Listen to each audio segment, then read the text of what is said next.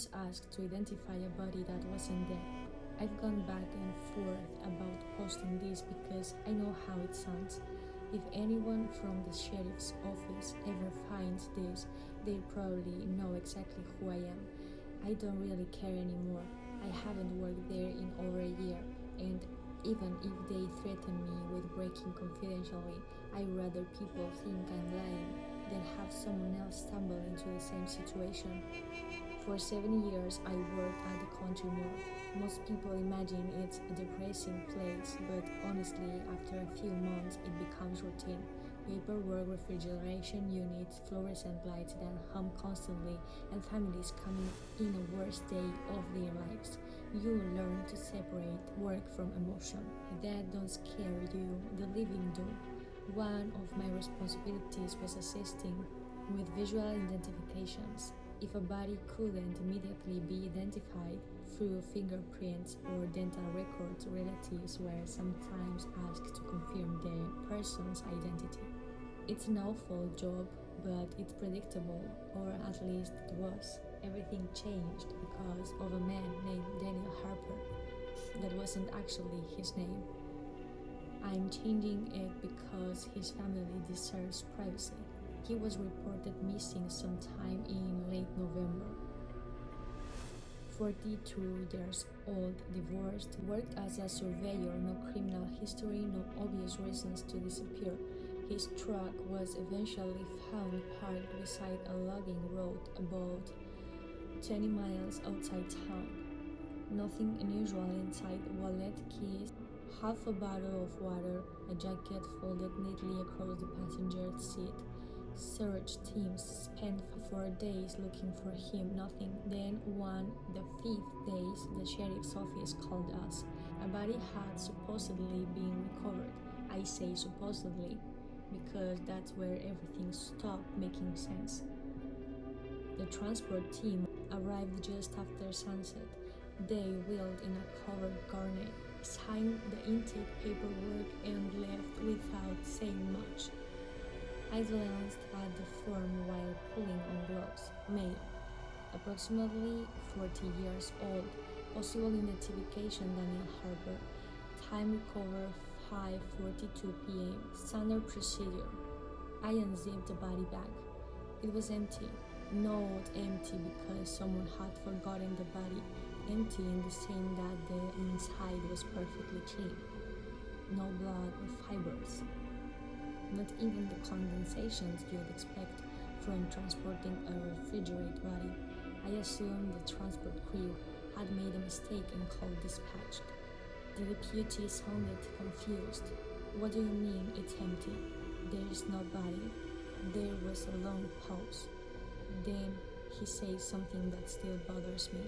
That's impossible. We watched them zip him in. Within 20 minutes, 2 deputies arrived.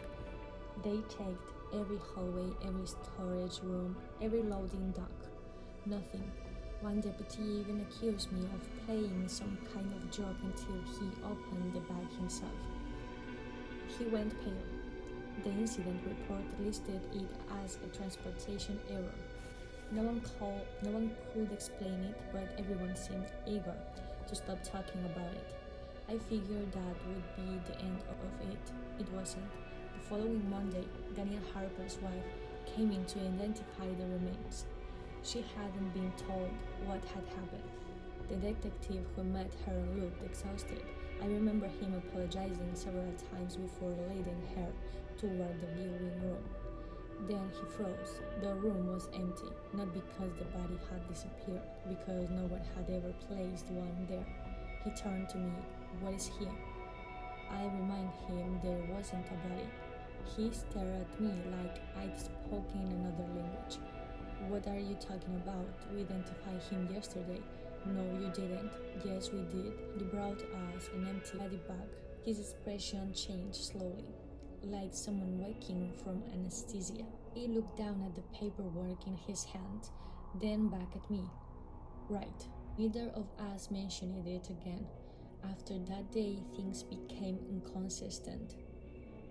The paperwork kept changing. Not physically. I'd left a file stating body not recovered, The next morning it would read identification pending. Someone else would swear it had always said that. Then later in the week it would become released to family. Different handwriting, different signatures, even different dates. Yet every computer record insisted the edit had existed for months. I checked the service. No unauthorized access, no corruption, nothing. I started printing copies to prove I wasn't imagining it. The printed copies changed too. One afternoon I compared two reports I'd printed only hours apart. They weren't the same document anymore. One claimed the body had drowned. The other listed blunt force trauma. Both carried my initials. I hadn't written either cause of death. By January, almost everyone had stopped mentioning Daniel Harper altogether. Not because the case was solved, because nobody seemed able to remember exactly what had happened.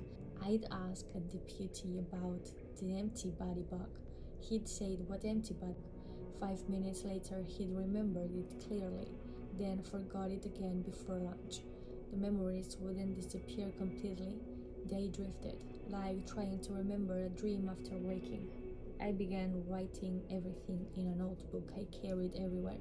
Dates, names, conversations, every detail. It became the only thing I trusted.